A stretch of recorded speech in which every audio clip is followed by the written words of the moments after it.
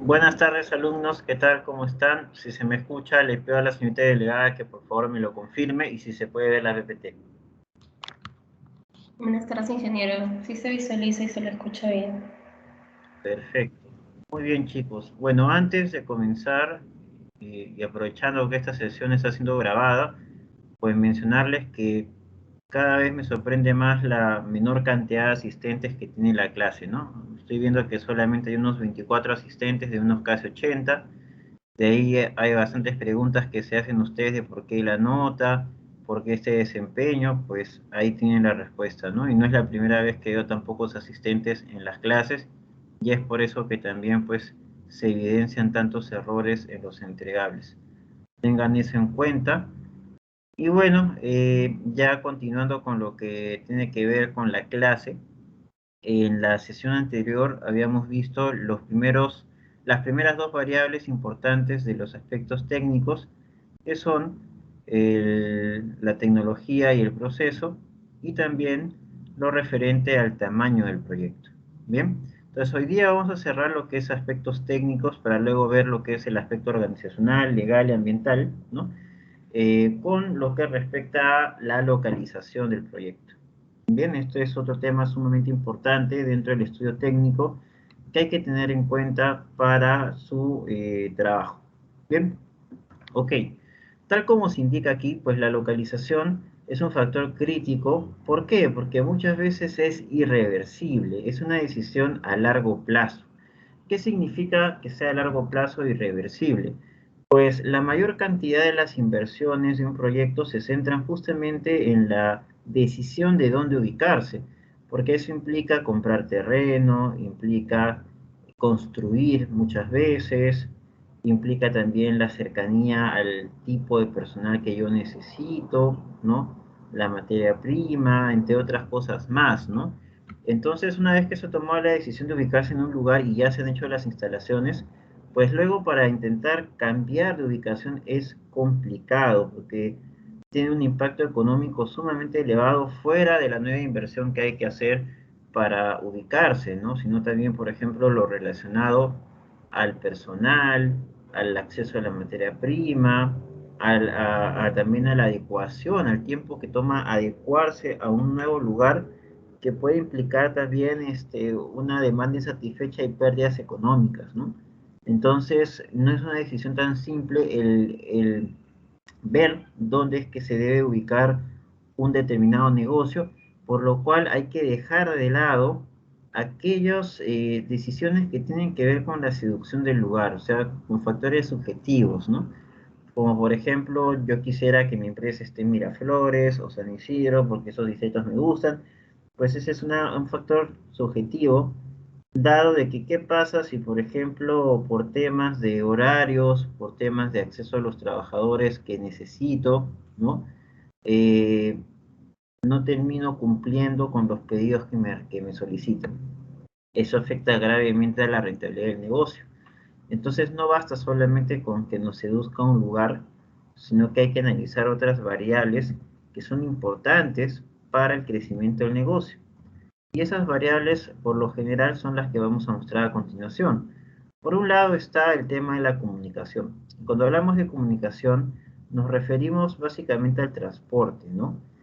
Para una empresa que principalmente distribuye, pues, o que se abastece, ¿no? De zonas alejadas, pues el costo del transporte es fundamental, así como la forma en la cual se debe transportar el producto, los tipos de camiones que hay que utilizar y las carreteras, ¿no? Las condiciones de las carreteras que van a ser necesarias para esta distribución. Entonces, para aquellos proyectos donde la distribución o el abastecimiento sea sumamente importante, pues un factor a considerar para la localización es la comunicación.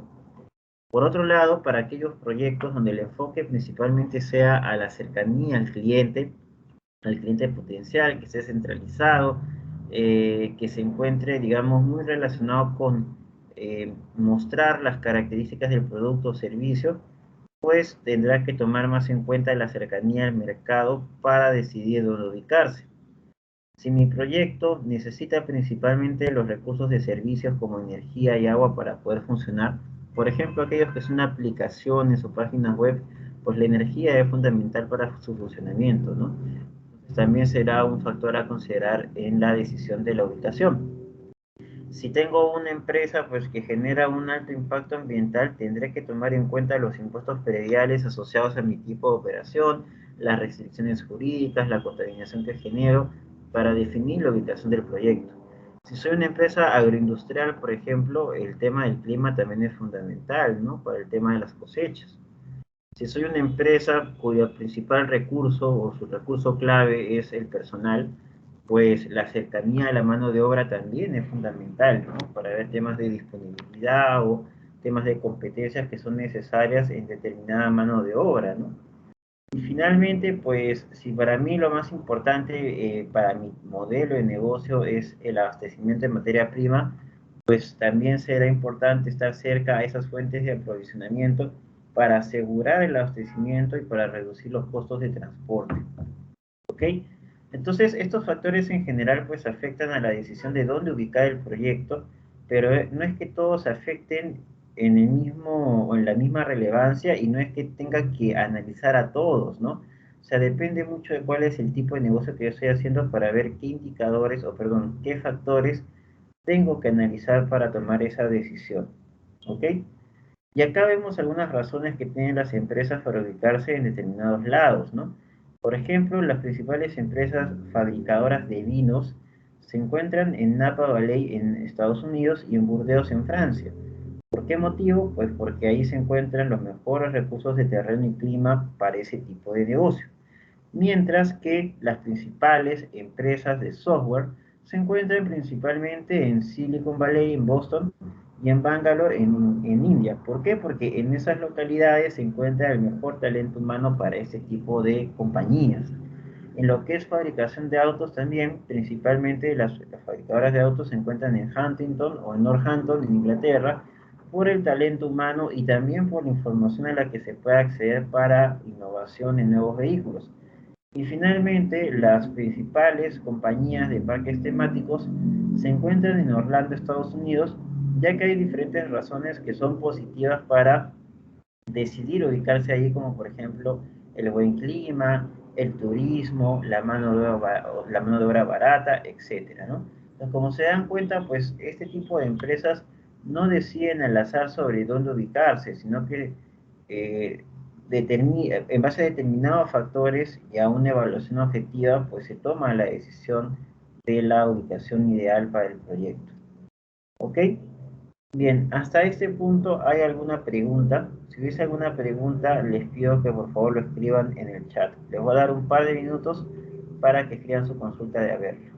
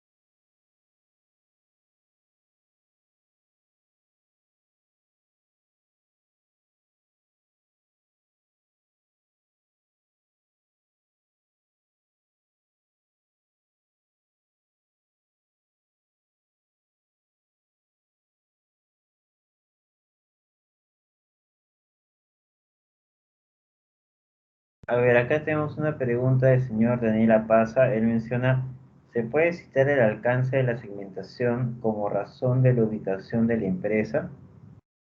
Eh, a ver, si te estás refiriendo a la determinación de los segmentos en los cuales se va a enfocar el proyecto, pues digamos que esa podría ser, o sea, no el alcance, sino la cercanía a los segmentos objetivos vendría a ser una variable que se tomaría en cuenta para la ubicación del proyecto. Ya ustedes determinarán en qué medida tiene relevancia, ¿no? Tienen que dar un peso, pero podría ser un factor de decisión de la ubicación. A ver, el señor David Huarca menciona, ¿qué tan importante sería la localización de para una empresa e-commerce? Claro que es importante, o sea, en todos los casos la ubicación de un negocio es importante. Lo único que cambia es cuáles son los factores para decidir esa localización. ¿Ok? Entonces, en este caso, el aplicativo móvil, pues seguramente depende también del tipo de negocio, porque no todos los aplicativos móviles son iguales, pero por lo general, pues un aplicativo móvil, el acceso a servicios y como por ejemplo energía, internet, son sumamente fluidos, son sumamente importantes para la decisión de ubicación, ¿no? Aunque vuelvo a repetir, depende del tipo de aplicación, porque puede haber algunas aplicaciones que, por ejemplo, son importantes para ellos la cercanía a los clientes, ¿no?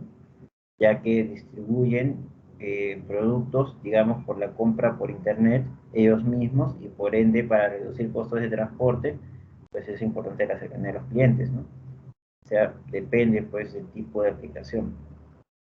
El señor Sebastián Namcopa menciona, en caso que el proyecto sea un aplicativo móvil, ¿qué tanto influye la localización de la empresa?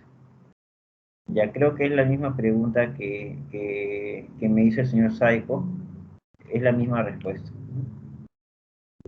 Bien, voy a continuar entonces. Muy bien, entonces una vez que yo he identificado cuáles son los factores críticos para la ubicación, lo siguiente que tengo que hacer es determinar dónde me voy a ubicar, o sea, ya hacer el análisis, ¿no? Existen diferentes métodos, los cuatro principales son los que vemos aquí abajo, no necesariamente hay que aplicar todos, ¿no? Es más, hay algunos ni los van a tener que ver porque son métodos que no han aprendido previamente, ¿no? Porque solamente en algunos cursos se enseñan o en algunas especialidades, ¿no? Pero el método que sí todos conocen, porque ya lo han utilizado antes, es el método cualitativo por puntos. Eso lo vamos a ver en un rato. Otro método es el método del centro de gravedad, que es algo que más que verlo por especialidad, en realidad eso lo hemos visto desde el colegio. Método cuantitativo de Vogel, que sí es algo muy característico de la carrera de ingeniería industrial en el curso o en los cursos de investigación operativa, por ende eso no van a aplicar porque no sería uniforme para todas las carreras. Y finalmente el análisis del umbral de rentabilidad de la localización, que consiste en un análisis de flujos de caja para ver cuál es la mejor ubicación del proyecto, pero tampoco tienen conocimientos previos sobre eso, por ende no vamos a ahondar en ese punto. Ok, lo que nos vamos a enfocar para todos los casos es en el primer método, que es el método, pues, ya lo conocen, es la famosa matriz de ponderación, la misma que han utilizado para determinar sus proyectos, la misma que han utilizado para el análisis de alternativas en la metodología del marco lógico, la han utilizado también para definir el alcance de la segmentación, ahora lo van a utilizar para definir la localización ideal del proyecto. ¿Ok? Entonces, la única diferencia es que van a considerar dentro de la matriz, ¿no?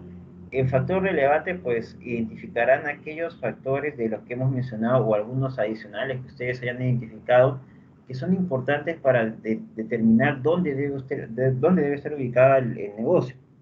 Luego tendrán que ponerle un peso a cada uno de los factores. Obviamente, al igual que lo hicieron en el primer avance, van a tener que justificar el porqué de los pesos, ¿no? Y también de los factores. Y luego, en base a las alternativas que tengan, pues evaluar cuál es la mejor. ¿Ok? Esta es la que vamos a aplicar, ya que es la que todos conocen y es la más simple. ¿Bien? Sin embargo, pues existen otras alternativas más, ¿no? Como el método del centro de gravedad, que principalmente aplica para aquellos proyectos que solamente compran y venden, es decir, que sirven, que distribuyen, ¿ok? Para aquellos proyectos que distribuyen a clientes fijos, empresas fijas, o sea, a intermediarios, pues lo que hay que hacer es ubicarlos según las posiciones de estos clientes en un plano cartesiano y en base a eso determinar cuál sería el centro de gravedad para poder reducir los costos de transporte, ¿no? Así como lo vimos en el curso de geometría cuando estábamos en el colegio, ¿recuerdan? Que veamos planos cartesianos en la parte de geometría para ubicar el centro de gravedad, es lo mismo, solamente que acá lo aplicamos utilizando como un factor ponderado el costo del transporte. ¿Ok? Bien, ahora, respecto al tema de los servicios, pues las empresas de servicios no tienen el mismo enfoque respecto a la localización que las empresas industriales o de manufactura, porque las empresas industriales o de manufactura o de producción, más que todo se enfocan en los costos, en reducir costos para definir la ubicación del proyecto, ¿no? Como por ejemplo, pues la cercanía a los proveedores, a la materia prima, a la mano de obra, etcétera, ¿no? Más que todo se enfoca en reducir costos. Pero cuando hablamos de empresas de servicios, la mayoría de las empresas de servicios no se centran en los costos, al contrario, se centran en los ingresos, en el cliente, ¿ok? Porque principalmente su negocio está en la satisfacción del cliente directamente. Por ende, unos factores importantes para determinar la ubicación del servicio es, por un lado, el poder adquisitivo de los consumidores de la zona, por otro lado, el servicio de imagen de la empresa que sea compatible con la demografía, las características demográficas de los consumidores de la zona, la competencia existente en la zona y la calidad de las instalaciones y los negocios vecinos. Es por eso que vemos, por ejemplo, que los bancos o los principales bancos siempre están juntos en el mismo lugar, ¿no? Así como también las empresas de comida rápida, etcétera, ¿no? Porque ellos están enfocados más a estar cerca de los clientes por los ingresos, ¿no? Y se centran más en la diferenciación del servicio.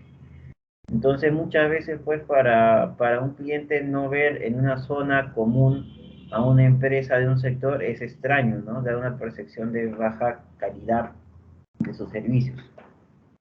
Entonces, en el tema de los servicios, pues la cercanía, los ingresos a los clientes es fundamental. Bien, antes de ver este punto, quisiera saber si hasta aquí hay alguna consulta. Pueden escribir sus preguntas en el chat. Les voy a dar un par de minutos.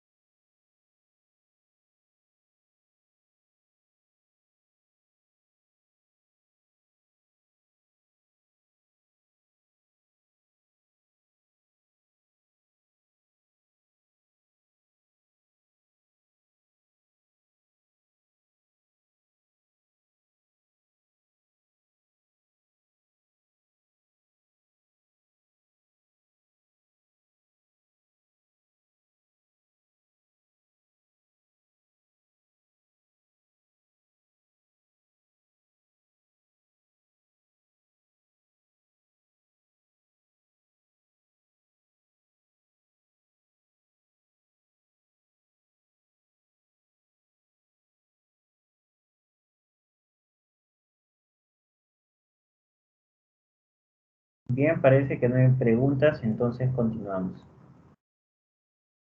Y una vez que hemos definido ¿Dónde nos vamos a ubicar? Lo siguiente que hay que definir es cómo vamos a distribuir las instalaciones del negocio, ¿ok? Para eso, pues tenemos que tomar en cuenta que siempre el principal enfoque en la distribución de las instalaciones es lograr reducir costos operativos y también reducir riesgos, evidentemente, ¿no? Entonces hay que tener en cuenta el tema de zonas donde haya la menor cantidad de riesgos, o sea, aplicar la seguridad y salud ocupacional, simplificar los procesos operativos para lograr mayores eficiencias en los espacios, reducir los tiempos de manipulación y traslados, ¿no? Recordemos que en las actividades de todo proceso, pues las dos actividades que menos valor generan a los procesos son los traslados y las demoras, ¿no? O las esperas. Entonces hay que hacer una distribución que procure reducir las mismas y también que sea un entorno que sea flexible para que se ajuste a cambios de condiciones que pudiera ser necesarias en la empresa. ¿Ok? Ahora, para poder hacer una correcta distribución de oficinas, de planta, de lo que vayan a hacer para su proyecto, pues existen métodos en la ingeniería conocidos como el método de Gerchet o como la distribución en base a los factores de Mutter, ¿no?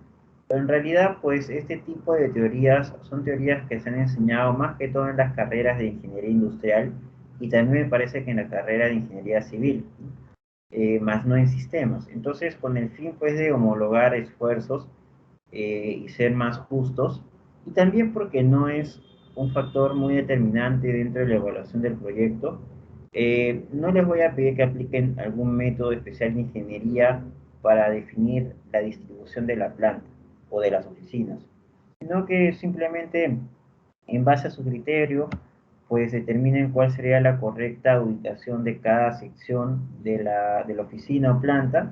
Pueden tomar, si desean, como ejemplo, pues, layouts, así le llaman, ¿no? A las distribuciones de plantas, layouts, en internet, que puedan ver ustedes que se asemeja más, pues, a lo que necesitan para su proyecto y luego argumentar por qué, ¿no? De manera cualitativa, simplemente. Aquí en realidad no soy muy riguroso en la evaluación porque parte del plan de negocios es tener la distribución de las oficinas, pero hay que tener en cuenta que en realidad la rigurosidad de nuestro plan de negocios no es a nivel de tesis, ¿no? Uno, porque no es el curso de tesis, y dos, porque es un curso de un ciclo, pues, ¿no? Y no se puede hacer un plan de negocios completo en 3 meses, ¿no? Entonces hay ciertos puntos que yo no le doy tanta importancia. Este es uno de ellos, ¿no? Simplemente es un factor que necesitamos para completar el plan de negocios y por ende tenemos que hacerlo, pero no es un factor que yo vaya a considerar bastante en la evaluación. O sea, igual hay que hacerlo, ¿eh? Si no lo hacen, pues obviamente sí lo voy a tener en cuenta en la evaluación. Pero por lo menos acá quiero que hagan una propuesta cualitativa, ¿no? O sea, en base a una argumentación cualitativa de cómo podría ser el layout de su proyecto. Bien, acá vemos un ejemplo de oficinas, ¿no? Entonces el clásico layout de oficinas. Acá vemos un layout de un comercio como por ejemplo Plaza Vea, Totus, ¿no? Donde vemos las secciones de lácteos, pan, carne, las secciones de las góndolas, cajas, ¿no? Gerencia, etcétera. Acá vemos un layout, por ejemplo, de una empresa de distribución o almacenes, ¿no? Que tiene aquí, digamos, sus racks, ¿no? Y luego sale su zona de repartición o distribución. Y acá tenemos layouts de células de trabajo que utilizan más que todo las empresas de manufactura para aumentar las eficiencias y lograr la especialización del trabajo, ¿no?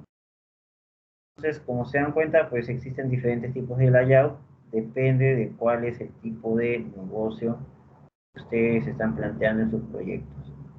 Bien, ok. Ahora vamos a ver la parte organizacional. Ya con lo que hemos visto hace un rato hemos cerrado el estudio técnico. Si ustedes se han tomado la molestia de revisar la estructura del trabajo final, van a ver que hay un capítulo después del estudio técnico que se llama estudio organizacional. Luego hay otro que se llama el estudio legal y finalmente el estudio ambiental. ¿Ok? En la parte del estudio organizacional, pues, al igual que lo que he mencionado hace un momento, no es algo en lo que voy a ser muy riguroso en la evaluación, pero sin embargo tenemos que completarlo porque todo plan de negocio debe tener su parte organizacional, su parte legal y su parte ambiental. ¿Ok? Acá me voy a limitar a mencionarles principalmente lo que yo voy a necesitar que completen para su segundo, bueno, para su trabajo final, perdón. ¿Ok? En la parte del estudio organizacional, lo que quiero que primero determinen en el trabajo es cuáles son las unidades organizativas. Cuando me refiero a unidades organizativas, me refiero a definir cuáles son las áreas del negocio, ¿no? Y obviamente a describir cada área, ¿no? Lo siguiente que hay que hacer es determinar el organigrama de la empresa. Hay diferentes tipos de organigramas. Está el organigrama por departamentos y divisiones, el organigrama estructural y funcional, que es lo más común, ¿no? Como por ejemplo gerencia general, eh, gerencia de finanzas, gerencia de operaciones, etcétera. También existe los organigramas en base a geografía, que son principalmente para aquellas empresas que son tan grandes que en realidad dividen pues su organización por países o por regiones, ¿no? O por continentes, ¿no? Por ejemplo, para las empresas muy grandes, pues Sudamérica es un país muy pequeño a diferencia de, o perdón, un continente o parte de continente muy pequeño a diferencia de otros países, ¿no? Entonces, muchas veces en las grandes empresas vemos que existe la gerencia de negocios de España, la gerencia de negocios de Alemania y la gerencia de negocios de Sudamérica en general, ¿no? Entonces, este tipo de empresas pues dividen sus gerencias o sus organigramas por geografía. Hay otras empresas que lo dividen por líneas de productos, ¿no? Como por ejemplo Gloria, que divide por superintendencia de derivados lácteos, superintendencia de leche evaporada, superintendencia de panetones, etcétera, ¿no? Así como también existen negocios que dividen a sus gerencias o su organigrama por clientes, como los bancos, ¿no? Como por ejemplo, vicepresidencia de banca persona, vicepresidencia de banca empresa, vicepresidencia de banca corporativa. Y finalmente están aquellas empresas que elaboran sus organigramas de forma matricial. Principalmente las que hacen este tipo de organigramas son las que trabajan por proyectos. Por un lado tiene un organigrama funcional, por ejemplo, gerente general, debajo gerente de finanzas, gerente de marketing, etcétera, y de forma transversal tiene gerencias de proyectos, ¿no? Gerencia de proyecto tal, gerencia de proyecto tal, que va en forma transversal con la estructura funcional de la empresa, ¿no? Son matriciales. ¿Ok? Entonces, ese es otro punto que hay que completar en el estudio organizacional. Y finalmente, el otro punto que hay que completar en el estudio organizacional para su proyecto es la descripción de puestos, ¿no? O sea, funciones, responsabilidades, perfil, de los cargos más importantes de la organización. Obviamente todo esto tiene que estar alineado pues a lo que ustedes han colocado en el Canvas, en lo que es recursos claves, en lo que es actividades claves sobre todo, ¿no? Entonces, ¿cuáles son los tres puntos que tienen que completar en el estudio organizacional? Por un lado, las áreas del negocio y su descripción, después el organigrama de la empresa, ¿no? Y también su descripción, y finalmente la descripción de puestos de las posiciones claves de la empresa. Eso es lo que hay que colocar en el estudio organizacional. Bien. Acá vemos un ejemplo de organigrama, el más básico de todos, que es el organigrama estructural, ¿no? Donde vemos gerencia general y las cuatro gerencias más básicas que tiene toda empresa, que es la gerencia de recursos humanos, la administración de finanzas, producción u operaciones cuando hablamos de servicios, y la gerencia de mercadeo o marketing. Ahora, es importante recordar que hay efectos económicos que genera el tipo de organización que decidimos para la empresa. Por un lado están los efectos directos, donde encontramos pues el tema de las inversiones, los costos asociados al tamaño de la operación. ¿Y por qué, por ejemplo, enfocado en las inversiones? Porque dependiendo del tamaño de la organización es que se determinará pues, la estructura física como edificios, estacionamientos, servicios higiénicos, ¿no? Y pues también los gastos operativos, ¿no? Como todo lo que es ofimática, como es uso de papeles, utilería, energía, teléfono, movilidad, etcétera. Pero también existen efectos económicos indirectos, ¿no? Que en este caso viene a ser casi siempre el tema burocrático. Cuando una empresa es pequeña, en realidad la burocracia casi no existe porque como es tan pequeña, los altos mandos de la empresa pueden tomar decisiones de manera rápida porque se pueden comunicar rápidamente entre ellos, ¿no? Pero a medida que una empresa va creciendo y va creciendo, pues las jerarquías se van volviendo más extensas. Y al volverse más extensas, las tomas de decisiones también demoran creciendo la burocracia. ¿Ok? Es por eso que en empresas transnacionales muchas veces el poder aprobar y ejecutar una iniciativa puede tardar varios meses porque tiene que pasar por la aprobación de diferentes niveles de jerarquía hasta que finalmente se apruebe el presupuesto, ¿no? Eso es lo malo de las empresas que van creciendo, ¿no? Que van generando mayor burocracia. Bien, ok chicos, hasta este punto hay alguna pregunta. Si lo hubiera, por favor lo escriben en el chat. Tienen un par de minutos para hacerlo.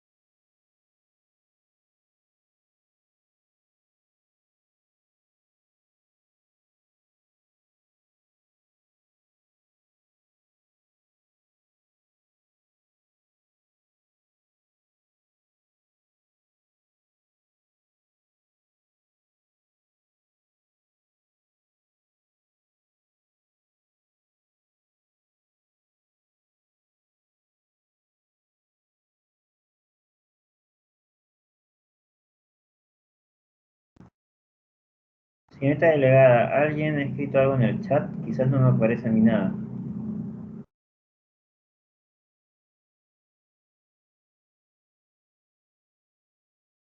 En el chat no aparece nada, ingeniero. Bien, continuamos entonces. El siguiente punto es los aspectos legales, ¿ok? En la tesis, perdón, en el proyecto que están realizando. Y los factores que hay que analizar dentro de la parte legal es, por un lado, cuál es el procedimiento o perdón, cuál va a ser la forma societaria que van a adoptar para el negocio, describir brevemente cuál sería el procedimiento para la constitución formal de la empresa, también para la tramitación de la licencia de funcionamiento de ese tipo de negocio, la identificación de las obligaciones tributarias para el tipo de operación que van a desarrollar, la legislación laboral asociada también a los colaboradores y las funciones que han pensado que deberían de tener, de ser necesario también el registro y protección de patentes, marcas y nombres comerciales, así como el análisis de toda la legislación financiera y ambiental relacionado con las operaciones del negocio. ¿Ok? Yo aquí lo que busco no es que me coloquen todo, o sea, que me copien y peguen todo el procedimiento que sale en la SUNAT, ¿no? O en otras instituciones. Lo que yo busco aquí es que ustedes de manera concreta me indiquen cuáles son los pasos que van a seguir, o sea, cuál es su plan de actividades para poder legalmente poner en marcha el proyecto. ¿Ok? Recuerden que el trabajo final lo vamos a pasar por Turnitin. ¿Ok? Entonces, no debería haber, pues, copia y pega de cosas, porque si no, pues ya saben que más de 20% la nota es automáticamente cero. Bien. Ahora, sobre el tema de la Ley General de Sociedades, pues no se olviden que existen estos cuatro tipos en general de formas societarias. Ustedes tendrán que determinar en cuál de ellas se encuentran y por qué, ¿no? Y eso van a tener que escribirlo también en la parte del estudio legal del proyecto. Finalmente tenemos la parte del impacto ambiental. En lo que respecta al impacto ambiental, pues lo que tenemos que tomar en cuenta es que debemos identificar cuáles son las externalidades negativas o positivas en realidad, que podría generar nuestro negocio. Porque producto de ello es que vamos a determinar cuál sería el plan de mitigación para reducir ese costo social que generan esas externalidades, ¿no? Cuando hablamos de externalidades me refiero al impacto ambiental, sea para bien o para mal, que generan las operaciones del proyecto. Por lo general, el impacto o la externalidad es negativa. Muchos de ustedes dirán, pero profesor, si mi empresa es una empresa de servicios, yo no produzco nada, entonces no genera impacto ambiental. No necesariamente. Todas las empresas generan algún tipo de impacto ambiental, así sea mínimo, ¿no? Por ejemplo, las empresas de servicios generan bastantes papeles, bastantes desechos, ¿no? Incluso cuando los colaboradores tienen que transportarse de sus casas a las oficinas, también genera contaminación ambiental, ¿no? Generan o impactan en la huella de carbono. Es por eso que empresas como los bancos tienen estos programas de recolección de chapitas y otras cosas más para poder reducir justamente ese impacto ambiental a través de otras actividades, ¿no? Entonces, hay que identificar esas externalidades negativas para poder plantear planes de mitigación en su proyecto. Muchas empresas lo que hacen es aplicar sus planes de mitigación a través de sugerencia o jefatura de responsabilidad social corporativa, ¿no?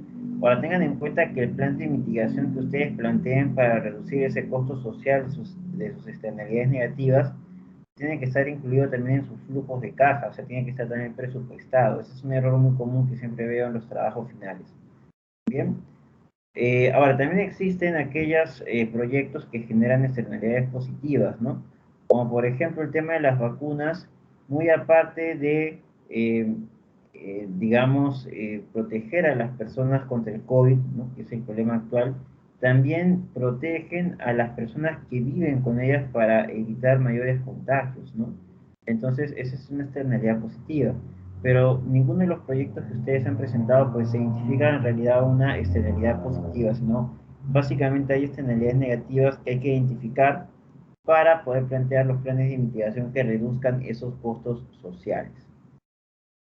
Bien chicos, eso sería todo respecto al aspecto técnico, el aspecto organizacional, legal y ambiental.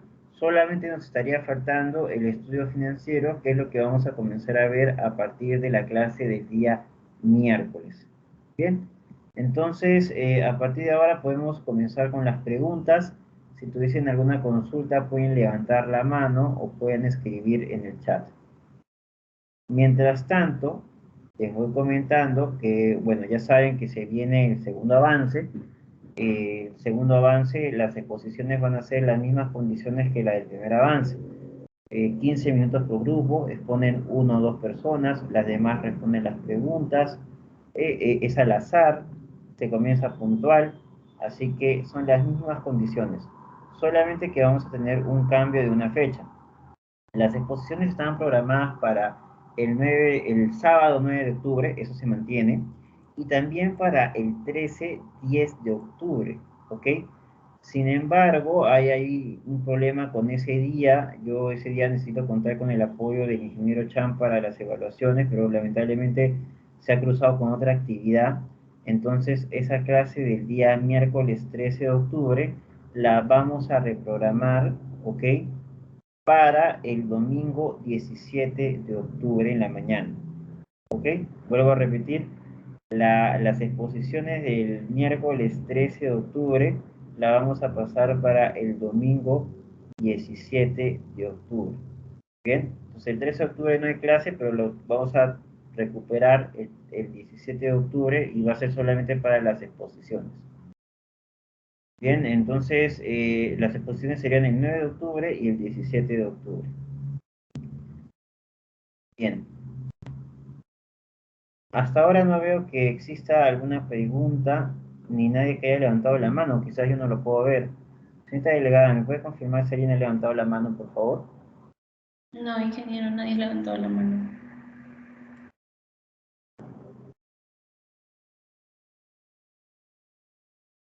No se olviden, chicos, de que tienen que avanzar con anticipación.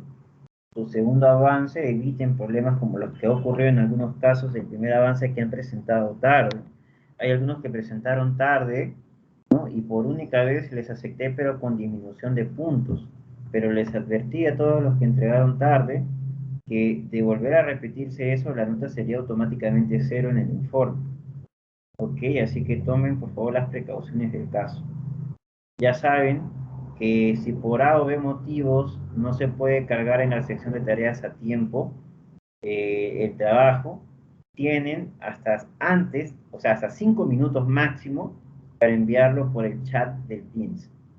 Quien sea, si es que incluso el delegado tuviese algún problema para poder enviarlo, cualquiera puede hacerlo de grupo si es que hubiese ese problema.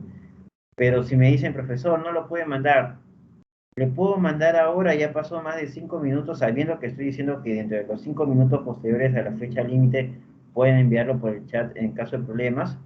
Entonces ahí sí ya no se va a considerar, pues, porque eso ya se va a considerar como que están intentando ganar tiempo, porque se les están dando las posibilidades en el caso que ocurra ese problema. Bien, no sé si alguien va a preguntar algo o no hay ninguna duda, todo claro.